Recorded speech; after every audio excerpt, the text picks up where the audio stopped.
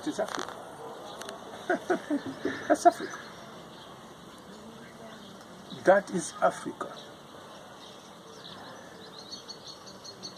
What comes? When there was no place for Jews to be in this Minor Asia, they reigned and they scattered. They found many of them. They found their way in Africa. Kenya took care of the Jews. Took care of them. Kenya. Today you talk of South Africa. We have a lot of Jews in South Africa. How dare Israel? What has bewitched you? Who has bewitched you that you can go that way of failing to give refugee to the oppressed? When you were oppressed, you reigned to someone where you could be taken care of. You may say, we are a blessed nation. You say, we are the chosen one of God. Fine, nobody disputes that fact. But you can provoke God who chose you by your deeds through arrogance, stubbornness, and not being humble.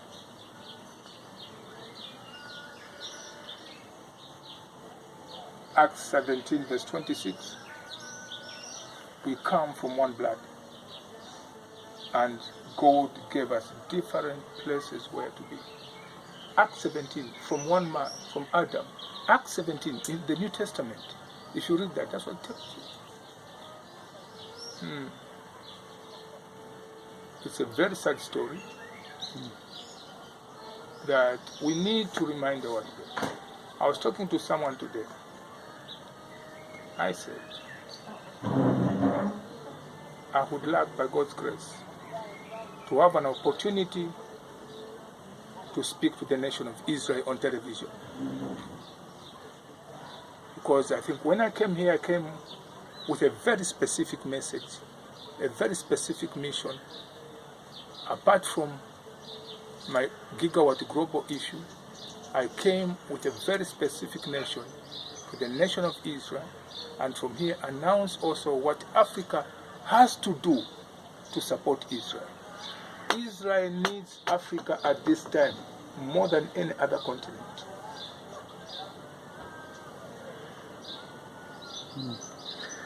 So I saw you you like that idea. Do you have a question you want to ask the bishop? I wanted to ask, how do the African countries see what's going on now with the refugees here? I will tell you a simple thing. That you know that what is happening now is trying to destroy what actually we've been trying to build in Africa to establish a relationship between Israel and Africa. And that is bringing a spirit of hostility towards Israel, which is actually a thing that we're trying to deal with. But that itself brings an issue.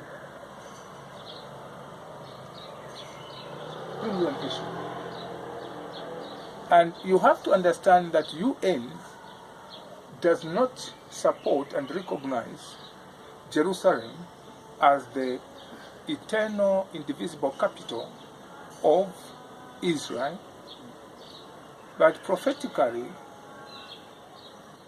what we believe as receivers of the word of faith, as Christians,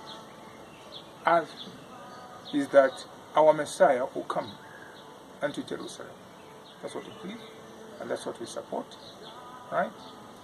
But should Israel continue behaving like this, it's closing the door of support from Africa, because you need Africa to stand with you. I have a question. If Israel says, no, we're going to act ethically with the refugees, that they're welcome here, or work with the UN, would you then support Zambia moving its embassy from Tel Aviv to Jerusalem? Actually, it's one of my programs.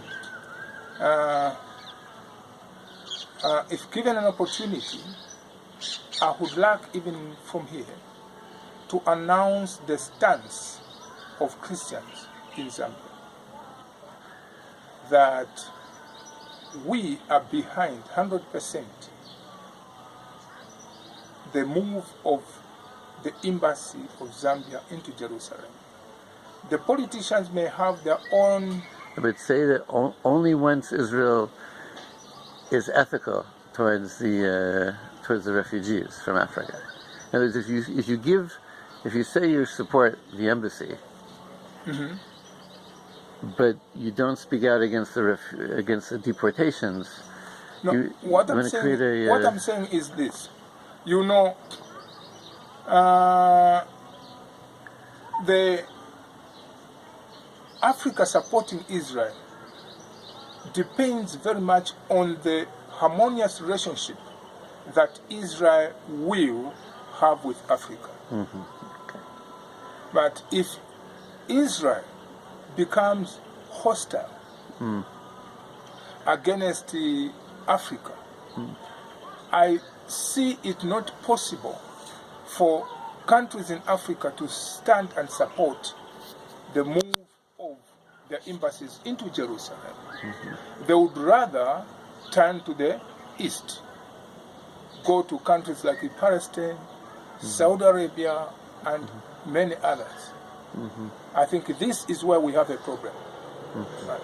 So Israel has just to conduct herself in a way that has to bring harmony between the nation of Israel and Africa. Yeah.